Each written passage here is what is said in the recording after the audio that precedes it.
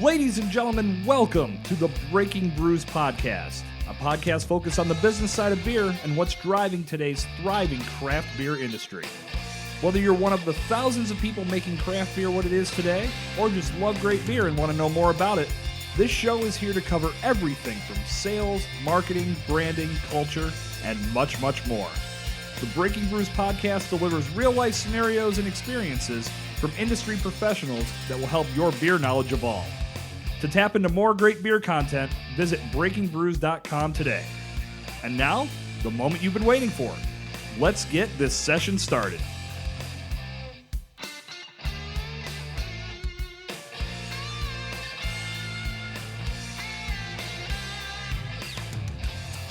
All right, ladies and gentlemen, welcome back to the Breaking Brews Podcast. We are all set for session 17 today. I am your host, Jason Cercone. Before we get started, as always, if you haven't done so already, jump back in the archives. Check out sessions 1 through 16. They are there and waiting for you. Subscribe to the show on iTunes, Stitcher, Spotify, and Google Play Music. And if you like the show, jump over to iTunes, leave a rating and review. Let me know how I'm doing with the podcast. And help this show find the ears of more craft beer professionals just like you. Okay, session 17 is in front of us today, and I am joined by Mr. Andrew Coplon. Andrew and his wife created a great service known as Secret Hopper. Secret Hopper allows brewery managers and brewery ownership the opportunity to find out how their customer service experiences are unfolding within their taproom. They send in secret shoppers, and they evaluate many different criteria to determine the overall experience that a customer will have when they visit a brewery. It's really some cool stuff. Now, in today's crowded craft beer market with lots of breweries, lots of tap rooms, featuring craft beer, there is a lot of options that are pulling at our entertainment dollars.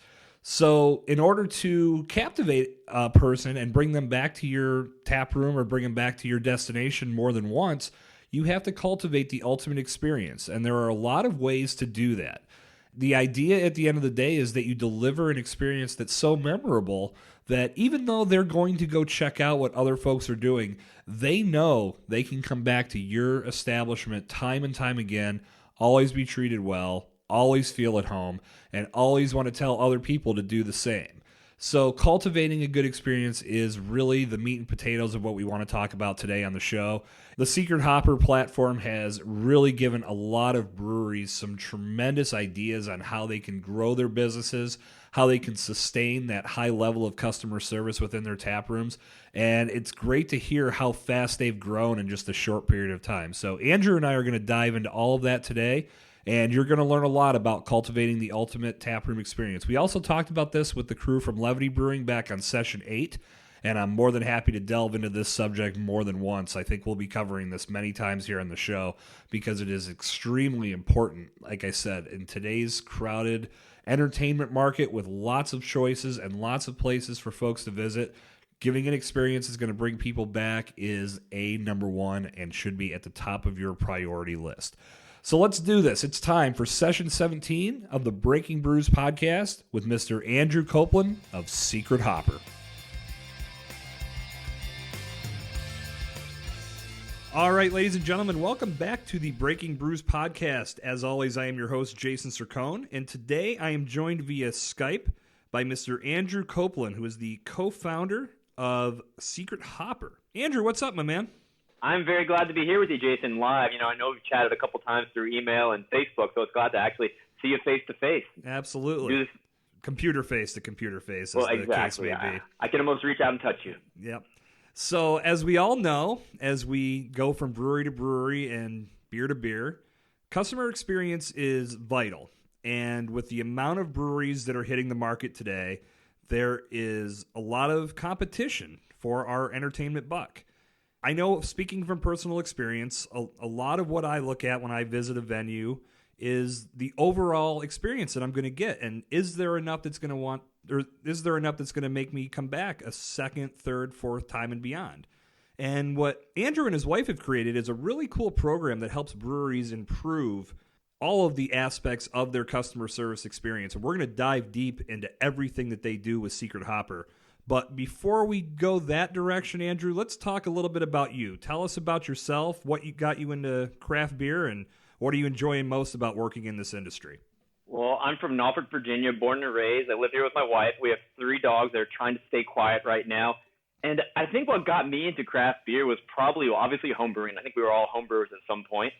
But maybe like a Brooklyn Summer, one of those really light, drinkable beers, when you're young and you like sweet, fruity things that don't often, the bitter things don't strike your palate just yet. You got to start somewhere. So for me, it was things like a Brooklyn Summer, light, wit beers, things that were just really drinkable that led me to homebrewing. And homebrewing, I guess, coupled with a bunch of other things, led me here. In my past life, I run a food service, and I've run large events over the course of the past 17 years, everything from monster truck shows to baseball games to hockey games, professional wrestling. And, working in food service at events like that, I've always known that it's much more than just the food you're serving the customer. Or even if you're at a restaurant, it's much more than a hamburger on your plate. It's really about creating that overall experience. So I always think in that, business way of what can I do to, one, make money, but also have fun. Because if you're not having fun while you're doing it, why are you doing it anyways? So craft beer was a hobby of mine. I think hobby is a light word. The amount of homebrewing I was doing at one point, and the amount of, hate to say, drinking I was doing at one point, educated me a lot about the industry we love. So I thought, how could I take, my love for beer with my experience really just helping create great customer experiences? And so one day I was just thinking about, what would be fun to combine my two loves. So I texted my wife, I've got this great idea for a business. She says, okay, what? I'm like, well, we're going to start a mystery shopping company. We're going to call it Secret Hopper, and we're going to send mystery shoppers to visit breweries. And she texted me back from her job saying, that's stupid. So what any good business person's going to do, you're going to get on the internet, you're going to learn how to make a website, you're going to incorporate nearly right away, you're going to make almost a half-assed business plan and really think about every angle you're going to need to touch. And about 2 years ago, we had that moment, and that's how we started. Man, I really thought you were going to say that she said that was brilliant, because as I hear and read about your company as we've been getting ready for this show, I'm like, damn, this is a solid idea. But I guess the other sides, they always need that additional, well, what else is this about before I can say this is a brilliant idea we should run with. Well, of course, that's what I thought, but we really had no idea what to expect once launching. We didn't know if, thousands of breweries would line up at our doorstep, or it would take, months to show any interest on that side of the table. So let's hear a little bit more about Secret Hopper. What do you guys do? What does it entail? How does it help breweries improve their overall experience that they deliver to customers? So there's so many great sites and resources out there already focusing on beer quality. We didn't want anything to do with that. So what we do, we focus on customer experience. Just like you mentioned earlier, with over 7,000 and counting breweries right now, I think it's 7,400 right now and growing. You got to be different. If you and I are going to go out for a beer and there's 20 breweries within 20 miles of our house, how are we going to pick which brewery to go to? And a lot of the time, of course, you want to go somewhere where you can have a good pint. But if there's 2 breweries the same distance from your house, one has to probably have a better experience, and that's the one you're going to pick. And as breweries keep popping up and expanding, when you decide which brewery to go to, you want the one that has the overall great experience along with that great beer. So that's why we created Secret Hopper, to make sure the experience is equally as good as the beer. With the breweries we work with, it's our goal to create a customized program with our mystery shoppers. Every brewery is different. They all have different goals, We have breweries we work with in the middle of nowhere that really are aiming to just be a great brewery and figure out what they need to do with their business. Then we have breweries in beer hubs like Denver, San Diego. They don't just want to be a great brewery. They want to be the best brewery in their area. And they're using services like Secret Hopper to really fine-tune and do whatever it takes to concentrate on those little business points that way they can be a better business. What states are you currently doing this program in? We've worked with breweries in, I would guess, about 40 out of 50 states right now. We haven't been in Alaska yet, haven't been in Hawaii. We're based in Virginia, and we're pretty active here, but states like Ohio have been really receptive. Colorado's been really receptive, California as well. Those are our bigger states, Florida and North Carolina as well. So at this point, it's our goal to really work with a brewery no matter where the geographic location may be. I can easily Oregon as I can you or someone face-to-face. So we can help anyone anywhere. So do you and your wife travel to these locations yourself, or do you have people in individual areas that you'll task with going to check out these breweries and follow the criteria you've developed? Great question, Jason. When we first launched, we've been blessed with a lot of really great publicity. So we have a huge network of our secret shoppers nationwide. We have over 20,000 shoppers in the system we can pick from. Oh, cool. So we typically do send out local shoppers. I mean, very infrequently do we get to actually visit, but what we typically do, we'll work with the brewery, send out an average of 4 shoppers a month. Some breweries do larger amounts, but 4 is the number we recommend any brewery starting with. That way we can send out shoppers on busy time slots, slower time slots to get a pretty well-rounded picture of the businesses. And with the shoppers that we have, we don't just send out anyone who wants to get free beer. Obviously, who doesn't love free beer? Right. But when we send out the shoppers, we'll work with the brewery to figure out the exact type of shopper they're looking for. When we have our shoppers apply, we collect things like their name, their gender, and what I think is kind of fun is what I call their level of beer drinker, whether they may be a brand new drinker or maybe a social drinker or a beer nerd. So we can really send the exact type of shopper in the brewery is looking for, whether it be a 21-year-old brand new social drinker or a 57-year-old male beer nerd who knows a whole lot about the industry, or at least thinks they know a whole lot about the industry, to get that perspective. But so sadly, my wife and I don't get to go out as much as we like, but we have visited lots of clients as far as Colorado to visit them firsthand to help them out, understand. Because I can read all these reports vicariously and see what's going on, but it's really cool to understand it firsthand myself and give better opinions and feedback what they can do to better that experience. I have to go back because you may have said this, and it may have slipped my mind already. What year did you launch this, and how fast has it grown? In May. So we are a very young company, and we're still working, those startup hours around the clock to make it happen. So we launched in May 2017 and really just started reaching out to breweries any way we could. I mean, we reached out through phone, we reached out through face-to-face, a ton of email and social media. We found that the email and social media has been the most effective. So we didn't know what this was going to be. I mean, it could have been a flop in a month. But once we started to see a little bit of traction, we got a few, reputable clients that were pretty well known. That showed us a little validation of, okay, you're onto something here. So since launching in May of 17, we've worked with 250 breweries across the country at this point. That is phenomenal growth. Congratulations to you guys. Well, thank you very much. I mean, it's nonstop effort. If you don't put the work in, you're not going to see the results. And, I get to talk to people in beer every day. I mean, who doesn't love that? I know, right? Huh? Right? Well, let's talk about what you guys look for, and not just you, obviously, but obviously the different shoppers that you have go out. What are some of the key factors that you guys are looking for when you visit a brewery? Well, you go to breweries all the time, just like I do. Indeed. But imagine your neighborhood brewery. Imagine walking in for the first time. What did you notice? What struck you as unique? A lot of times we take for granted that first-time experience, and especially people like us who go to breweries all the time, we don't remember why we first chose a brewery. So when we send our shoppers in, we invite them to treat it as their first experience. And when you do that, you kind of set your mind up for understanding it at basic level, why you initially fell in love or maybe fell out of love with a certain brewery. So I just looking in what was their first impression in the brewery. Little things like, was the outside clean? What did it smell like? Things that you might, think don't really make a difference. Sure. Bleach, for example, that might smell a lot worse than, say, the brewing process taking place while you're there. So little things are going to impact that experience. And we like to start from the beginning of an experience, from the outside of the brewery, and walk all the way through the process. I mean, when we created our report, we've gone through various iterations. And it's our goal to have our shoppers pay attention to about 25 different points. Because after you've had a couple beers, and when the shoppers go out, they get to have a couple beers on us, you don't remember a whole lot if you've had more than a couple of beers. So we want to concentrate on the most important aspects that breweries feel can help better their business. And we've discovered through doing this that 75% of it is really about engagement. It's about connecting with your guests. So the bulk of the questionnaire that we have them pay attention to is little things. Were you greeted when you walked in the brewery? Were you greeted when you approached the bar? Did the bartender or server, introduce themselves? And it's little things that, saying your name. You might not feel it's a big deal, but just by saying, hey, Jason, I'm Andrew, we're creating more relation there. It makes someone more of a person. It builds that, first steps to building a deeper connection.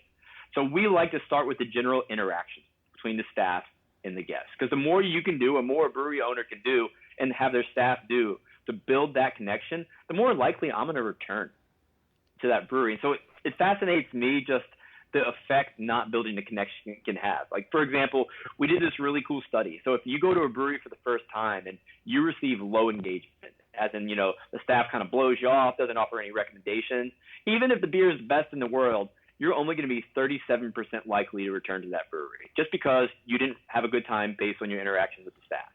But if they're taking care of you, they're asking you if you want more to drink, they're just being friendly, getting to know you, you're 98% likely to return to that brewery.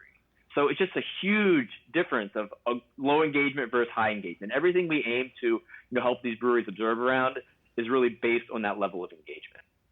And that's something I think we can all understand. At least I know personally when I go anywhere, I always look for having a good conversation. Like if I pull up a stool at a bar and the bartender's on the other side texting or doing whatever on their cell phone, what the hell is that? And that's where I just wonder, when did we reach that point? Because I mean, I've grown up in the customer service industry. I've been working customer service based jobs since I was 16 years old. I know the first job I had was in a grocery store, and I always think of the level of customer service that we were expected to provide. It's night and day with what I see now, and I almost feel like old man yelling at cloud when I'm in this grocery store when I see some of this, just because it takes me back. But I just know if we acted that way, carrying on conversations with the person bagging and not focusing on the customer, we would have lost our jobs. And, at the age of 16, you're not thinking on that level. But when I look back, I'm like, God, this is just the fact that you guys have taken this whole concept and put it center stage to help people realize how important it is and how vital it is to bringing customers back for repeat visits. It's awesome. And you guys are doing great work with that. Thanks. And I have my own 16-year-old story. So when I started working, I wasn't in a grocery store, but I worked at a baseball stadium. I sold snow cones and base job. The more of those snow cones I sold, the more money I would make. And I got to know my customers, build that rapport with them. And just at home, I never said things. We were a pretty informal family. But I learned at work, if I put those extra touches on, I might make an extra $1 in tips. I might make an extra sale. It was little things that I learned just by interacting. I really wasn't thinking about it at the level I'm at now. But it's those little things you do to make people like you a little bit more and make their day a little bit better. It makes everybody happier. Absolutely. So I have another story. It's more recent. It was a few years ago. I was at a store. I had an event that I was getting home from, and for whatever reason, I wanted Golden Grams. So I stopped at the dollar store by my house, and it was 9:45. They were getting ready to close. They were still open.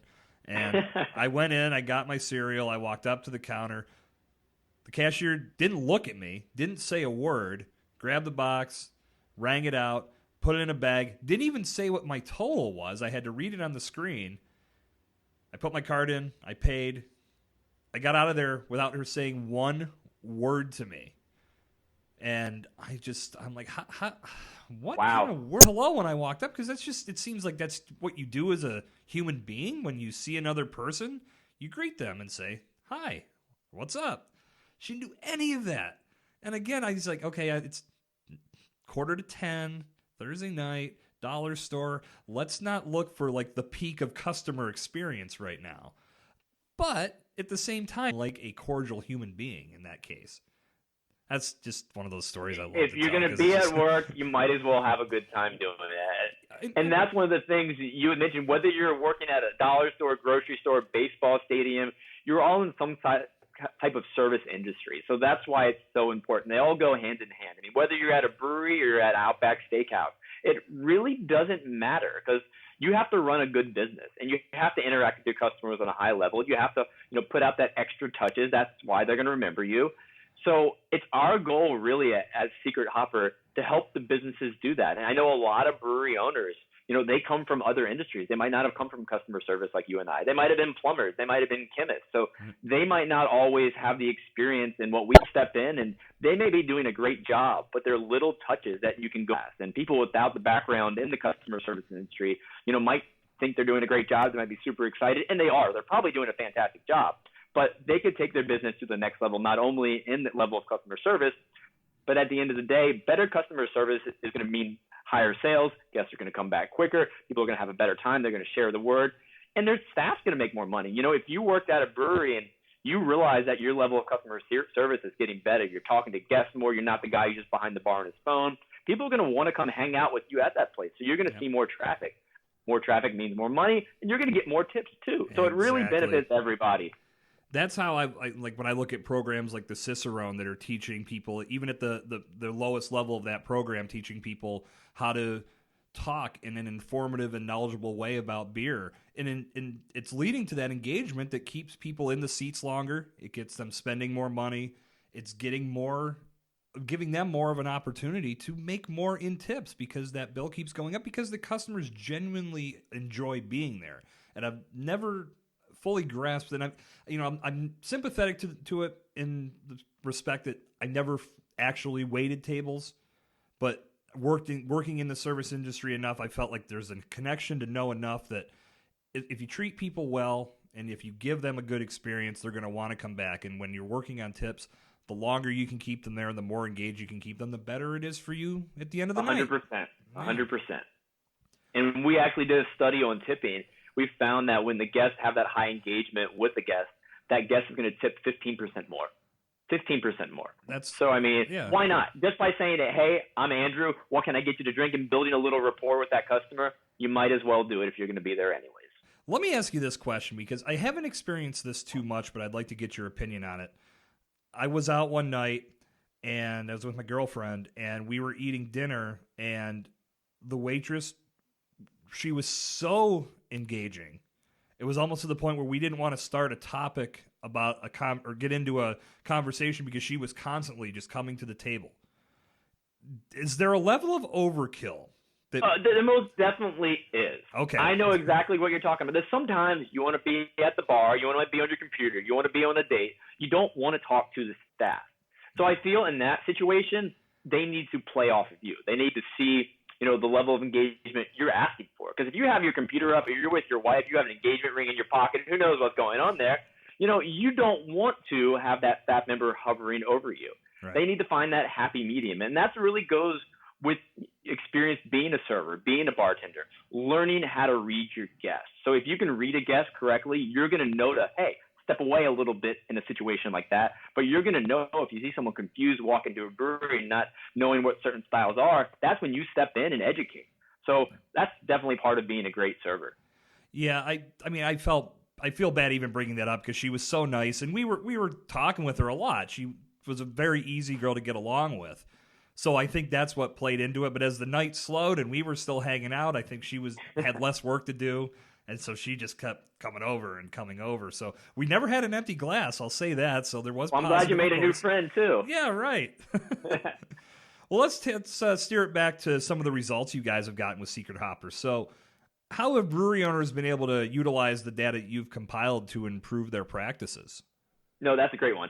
So I'll start with the breweries that's already doing a great job. And most of the breweries we work with, we sign agreements that we keep everything private. We don't share their name. We don't share their data. We don't share anything about them because, like the name says, it's a mystery shopping company. They don't want their neighbor to know that what we're doing is helping them out.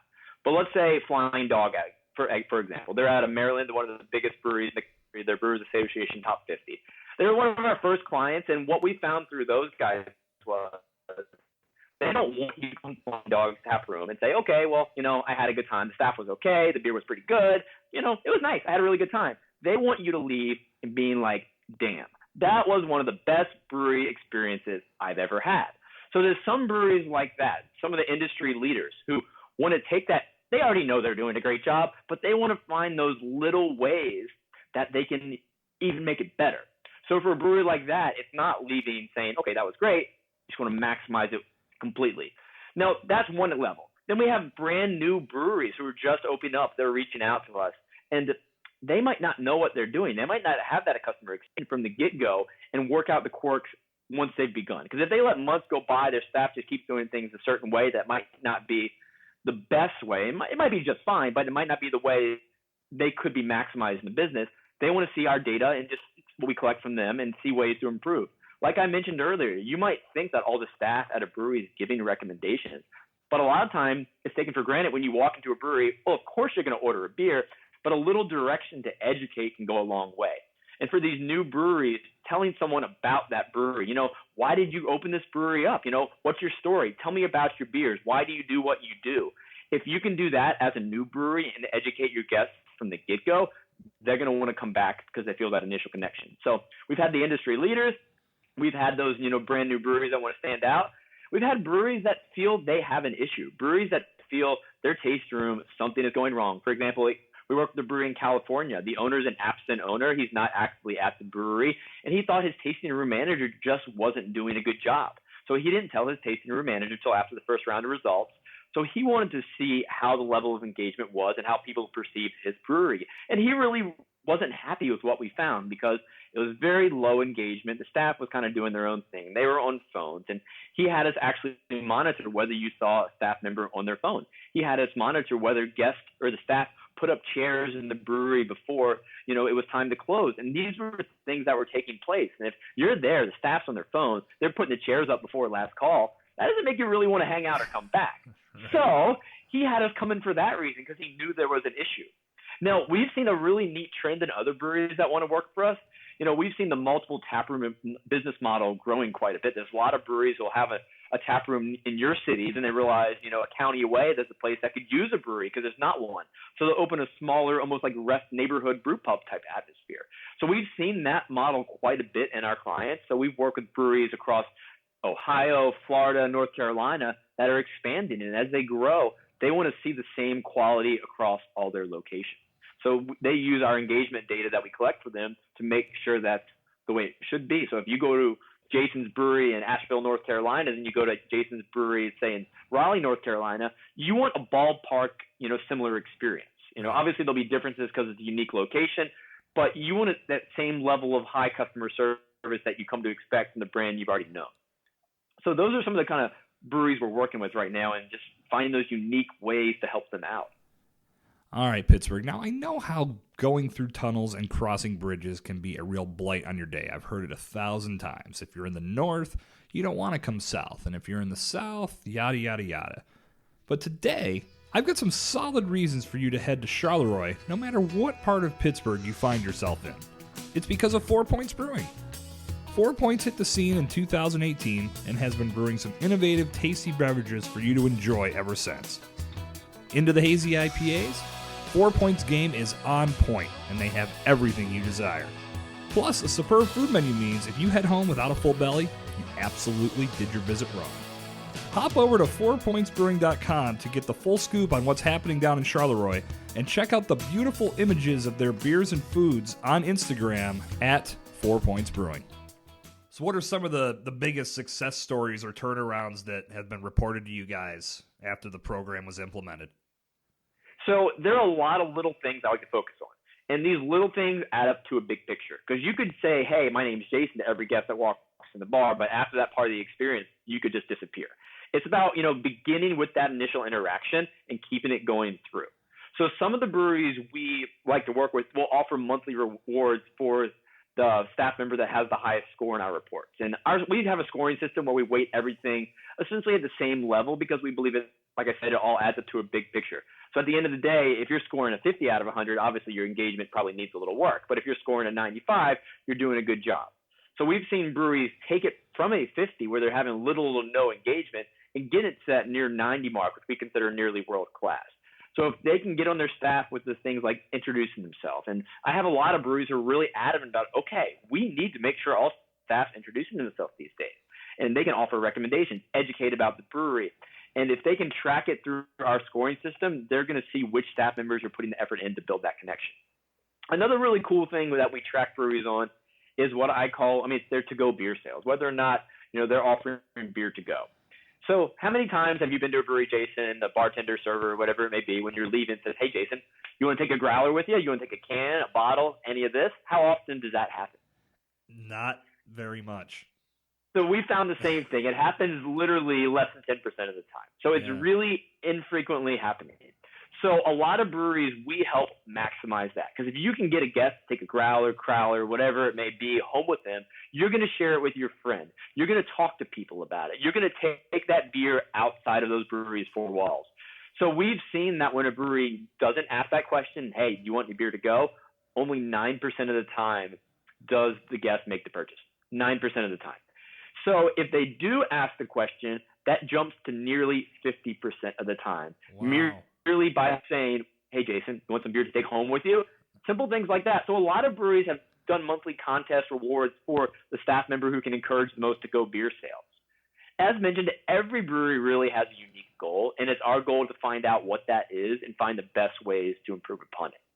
I know I kind of went all over the place on that one, but really, that's the fun thing. No brewery is the same. Right. And we customize Secret Hopper based on their needs. I think that beer to go aspect of this is phenomenal because, again, like you said, and like you asked me, we don't hear that very often. But it seems like such a simple question because, how often does somebody say, "Yeah, I'll have one more. I'll have one for the road." Well, it seems logical that, hey, let's give them something to get out of here with. And after I've had two of a beer and it's been delicious, you can easily convince me to take a third home to be safer, to share it with my friends. Oh, that's a very, very easy yes. And there's actually sometimes my wife and I have gone to breweries, and I've said, the beer was okay, but if they ask me to buy one, I'll take one home. But if they don't, I'm not going to do it. And most of the time, they don't ask. Yep. So it's interesting, but, things like that are how breweries are going to grow. Running a brewery is really – it's about building an overall brand. I know you focus on that so much in everything that you do. There's so many different ways you can touch a brewery guest, whether it's a social media, whether you drive, you're not going to want to go to that brewery, or you can sell the beer, you can sell merchandise, and merch sales is another thing. I mean, once again, if you can encourage your guests to, buy your $10 T-shirt, $20 T-shirt, or I like to encourage breweries actually to give rewards programs. Sadly, in a lot of states, they can't give away beer, which is no fun. But, there are laws that prevent us from doing things like that. But a little loophole to get around it is you're allowed to give away merchandise in many states up to a certain value. So instead of saying, hey, buy 9 growlers, get the 10th free, it could be, buy 9 growlers, get a free T-shirt, get a free hoodie, get a free something that you can wear around. And if I'm giving a little motivation to drink it for that matter, to, have a few more of my favorite beverages, and get a reward at the end of it, that's a win-win for everybody because the brewery is selling more beer and they're getting a brand advocate walking around town wearing their shirt. Brewery that opened here in Norfolk, Virginia, they're called Maker's Brewery. They're a brand new brewery. They just launched about a month ago. And I told these guys, when you open, I want you to give away T-shirts to the first X number of guests that walk through your doors. Because if you're going to a brewery for the first time, you're trying their beer, you're learning, and you get a free T-shirt, you're going to be super pumped on that experience. You're going to wear that around town. And as a new brewery, if you see people wearing your shirt that they got for free around town, because people are going to wear it, you're going to get excited about what you've created, just little ways. I mean, this is completely outside of the tasting room, but they're getting people to learn about their brewery just from a T-shirt someone's wearing that they got for free. So you have to weigh the cost, versus the reward of doing something like this. Yeah, it might cost a little money to invest in, say, 500 T-shirts to give out. But if you create that visibility at the end of the day and you get them to your tasting room, they're going to spend money, show them a good time, they're going to come back, all because they saw a T-shirt. So little things like that you can touch the guest outside the brewery. I think with competition being what it is today, brewery owners have to start thinking outside the box in this capacity. And those small things can exponentially grow that brand visibility to the point where you're creating brand loyalists and brand advocates that are out there doing your work for you. And you think about it on the smallest of scales, it costs you a T-shirt to do that. In this case, in the scenario you just laid out. Yeah, I think that's something that we're going to start seeing more and more of, or going to need to start seeing more and more of, because the number of breweries opening in America right now is not slowing down. And everybody talks about the bubble, and I'm not going to talk about a bubble on this show. That's not what we're all about here. I think when you look at it logically, the best beer and the best experiences are going to be the places that continue to survive and thrive, and the ones that don't are the ones that are going to fall short.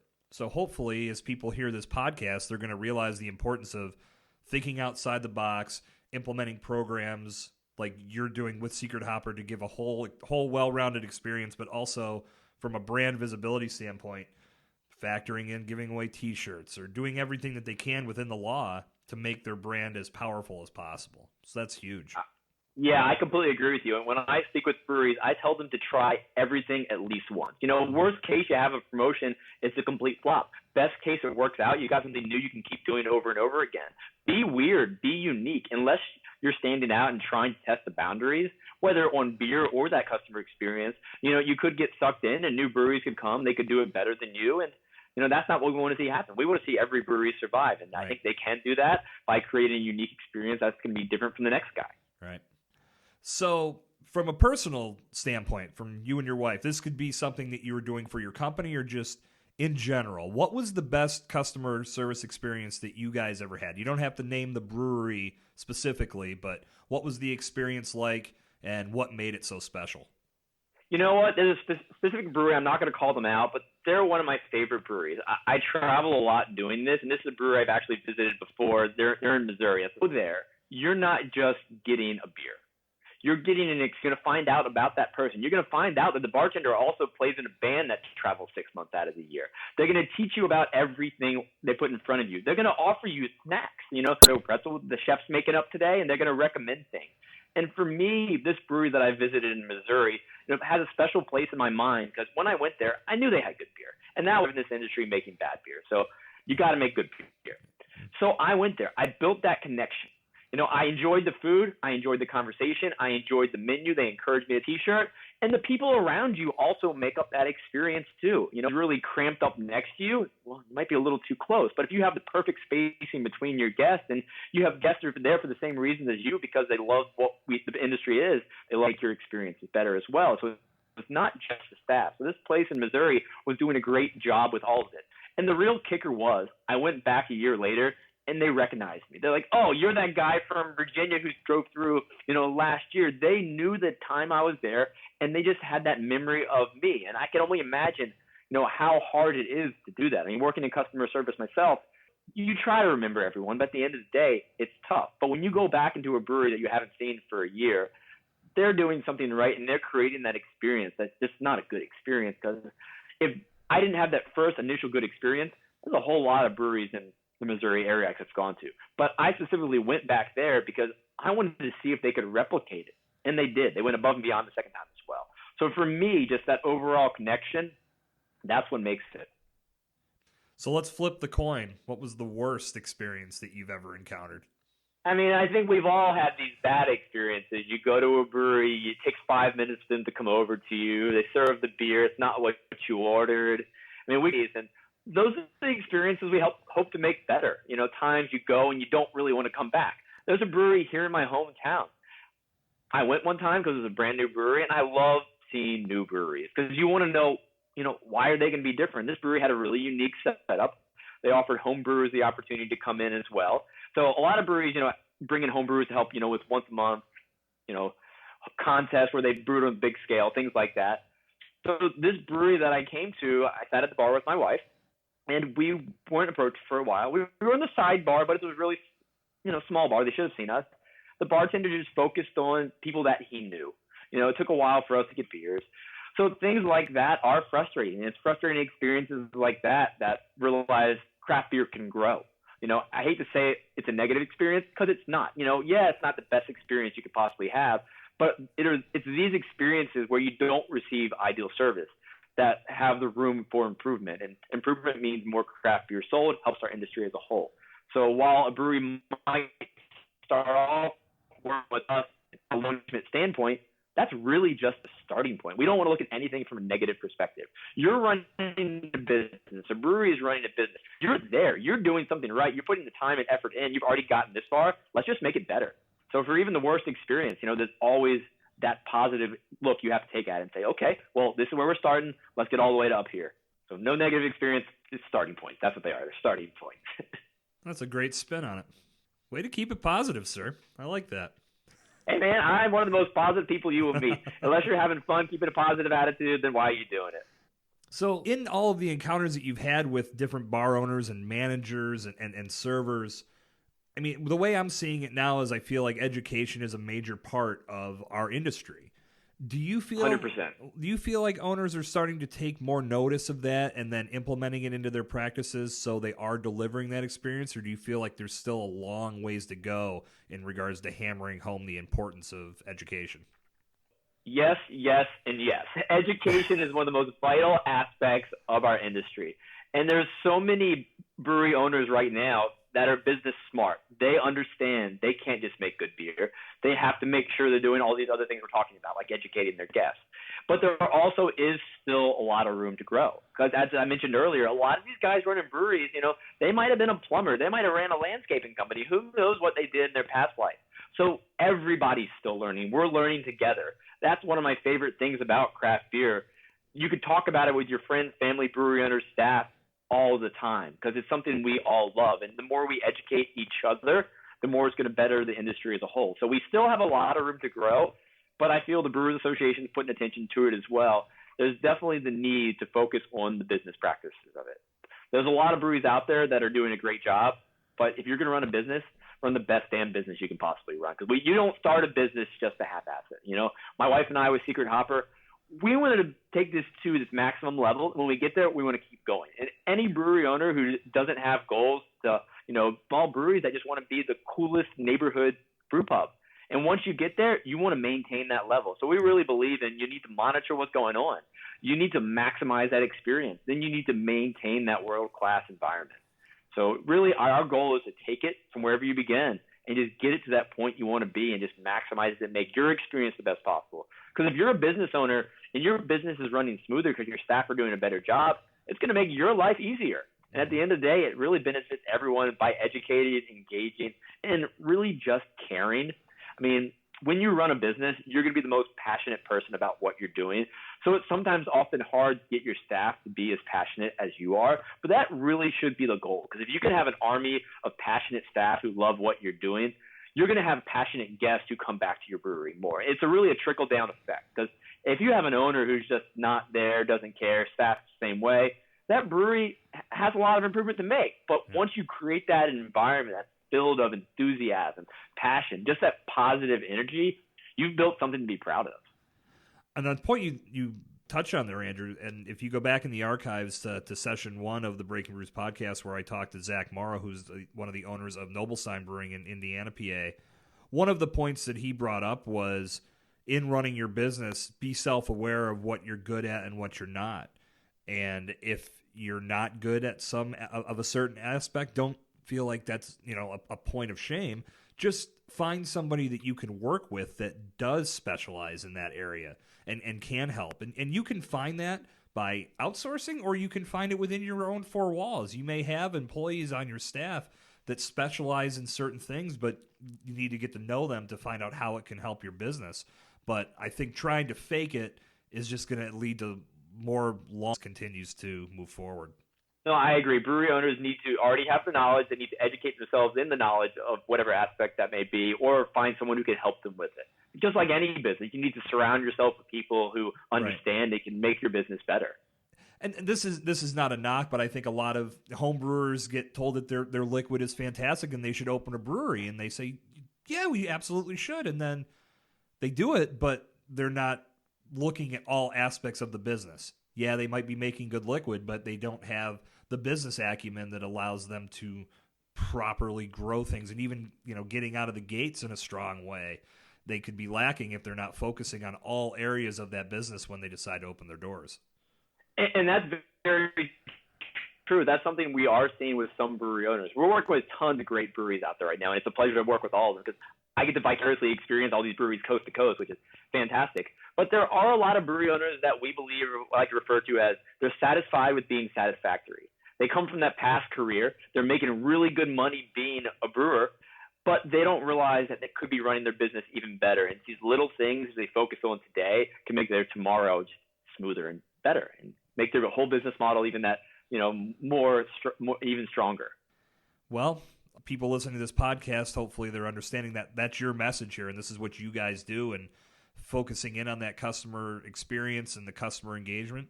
If you come into your business knowing that, then that's fantastic. But if not, there's someone like Andrew and his wife out there with their company, Secret Hopper, that are doing some fantastic things to help build that aspect of your business. So if someone listening to our conversation is new to the industry or they're considering opening a brewery, what advice would you give them to ensure customer experience is treated appropriately from day one? Well, before I even touch on that, you need to realize that running a brewery is running a business, and you have to be good at both. If you can make the best beer in the world, and there's breweries that have done this, but if you can't pair it with a great, you know, business understanding, then you may have trouble. But with regard to creating that customer experience, think about why you're going to be unique. When I ask a brewery owner or potential brewery owner, why are you opening? Don't just say, I want to be a fun place for people to come hang out and have a good beer. You know, think about truly, why are you going to stand out? You know, why am I going to choose your brewery over another brewery down the street even. So really, I mean, take the time just to scribble on a sheet of paper 10 words that you think what you'd like to describe your brewery. How do you want to be remembered? My wife loves that. When you walk to a brewery and you leave that brewery, think about, what does that brewery owner want you to take away with you? Does he want you to say, okay, well, that was fun, maybe I'll come back someday? Or does he want to be like, wow, the art on the walls, the music they had playing, the level of service I got from that bartender, just wow. So really think about what you're trying to create, because if you don't know what you're trying to create in that experience, you're going to have trouble creating it. We almost need a roadmap to tell us, where we want to be. It doesn't have to be drawn out completely, but have an idea of what you want your business to grow into, because that's going to give you a little direction. It's going to give your staff a little direction. Just, do that. Encourage your staff to be as passionate about your business as you are. Passion is contagious. So if you can get your staff to be passionate, and if I could stress one thing, and really just be passionate about what you do, because it's going to be that trickle-down effect. It's going to hit your staff. It's going to hit your customers. It's going to hit your whole community. That's how you build a reputation, by doing something right. Just positivity, passion, and believe in what you do. Because if you don't believe in it to the utmost ability that you can, then you're not running the business the right way. So we love craft beer. You're working in craft beer. If you're a brewery owner, show everybody else why they should come drink at your place. Yeah, you have to think that, that initial thought was, running a brewery looks fun. And I completely agree with that, but at the same time, running a brewery is also a business, as we've said a couple times, and you just made mention to again, Andrew. If you approach it the right way, knowing that you're entering into a very fun industry where you're creating an experience that thousands and thousands of people are going to enjoy, you're going to be in a good space as long as you are self-aware of all aspects of the business and what you know, and then what you don't know, you can find somebody else that can help you. But if you take all of this that we've talked about today and encapsulate it into running as hard as you can, as fast as you can, but doing it the right way, you can really make some waves in this business and really impress a lot of people. Definitely. And there's so much community in craft beer. Ask anyone you can possibly get in touch with about the advice they could give you, what they would do different, what they would do better. The really more you can put in your own brain, the better your business is going to be ran, just by just talking to others. Yeah, this is a very camaraderie industry, and everybody is out to see everybody succeed. So that's a very good point. If you have questions, there's a brewery down the street that can probably help answer it, and they want to see you do well just as much as they want to do well.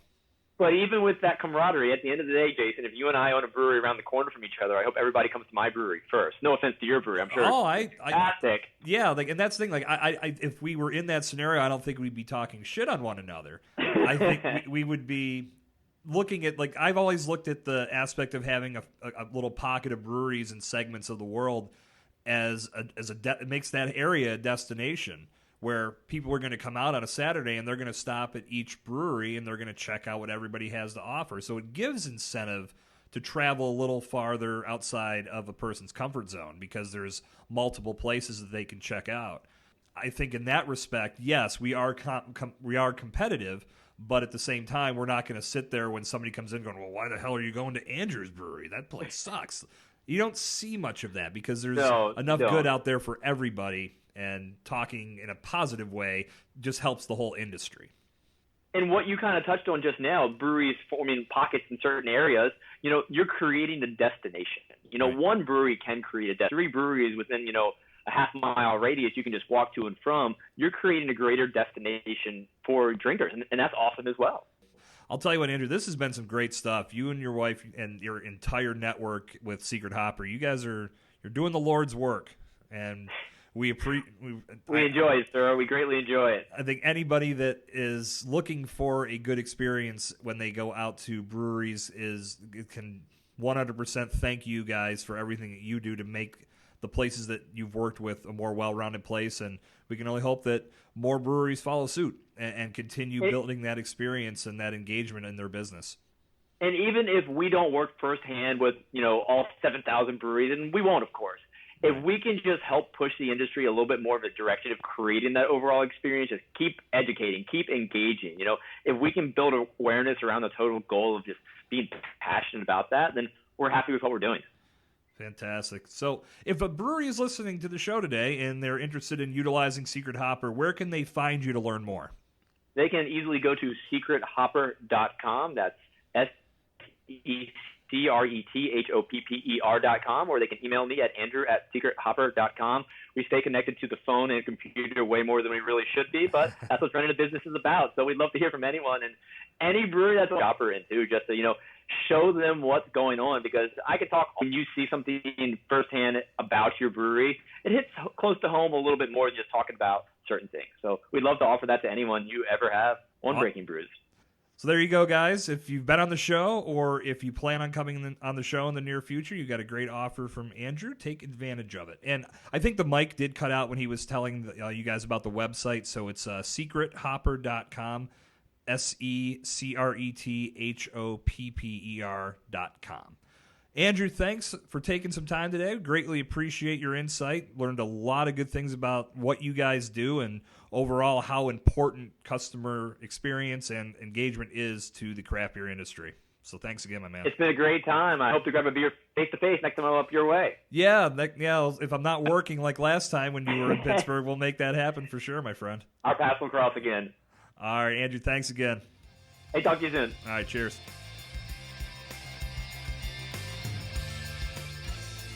And there you have it, ladies and gentlemen. That is session 17 of the Breaking Brews Podcast. Andrew Coplon for joining me on the show, dropping some great knowledge about Secret Hopper and creating that great customer experience that we all need to be cognizant of as we grow our businesses, as we look to get more folks in our doors. So there was a lot of great information shared on today's show. I'm certain there's something that you can implement into your business practices and make good use of. So, Andrew, thanks again for coming on the show. If you own a brewery or you manage a tap room and you're looking to tap into that customer experience and see how well you're doing, how well your staff's doing, I highly recommend you check out Secret Hopper and see what Andrew has to offer you guys.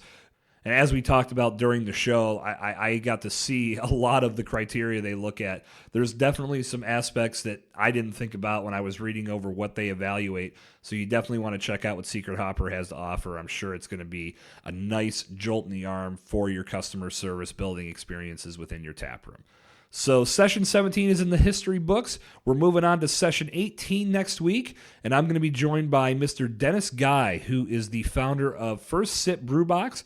He and his wife Samantha have created this great subscription box service where they send out beer swag, beer food, all kinds of beer-related items to craft beer enthusiasts across the country and across the world. I remember talking to Dennis when he and his wife were first getting this business started, and it's tremendous to see how much they've grown. And what we wanted to zero in on is the fact that the craft beer industry has inspired so much beyond what is poured within those glasses. Think about what you're listening to right now. This podcast wouldn't exist if it weren't for the hard work of all the great men and women who make the craft beer industry what it is today. Dennis's service that we're going to dive into, First Sip Brew Box, would not exist if it weren't for the hard work of all the men and women that make craft beer what it is today. Craft beer has done so much to build communities and to help businesses of all shapes and sizes flourish. I know I'm thankful every day that I get to work within this industry and be a part of it. And having a podcast that speaks to the importance of craft beer is something that keeps me going every single day. And not just the podcast, all of the other different aspects and roles that I play within the craft beer industry.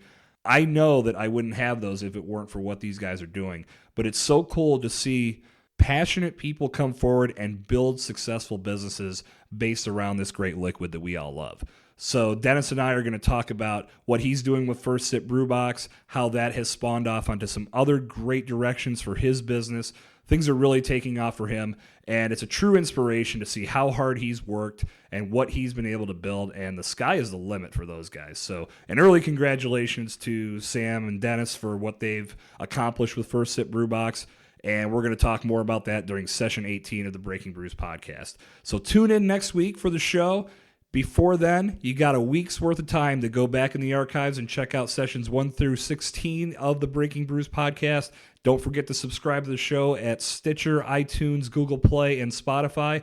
And take a quick second to jump over to iTunes, drop a rating to hear how well the show's doing. But at the same time, we're trying to get the Breaking Brews podcast out there to as many craft beer enthusiasts, craft beer professionals, and craft beer lovers as we possibly can.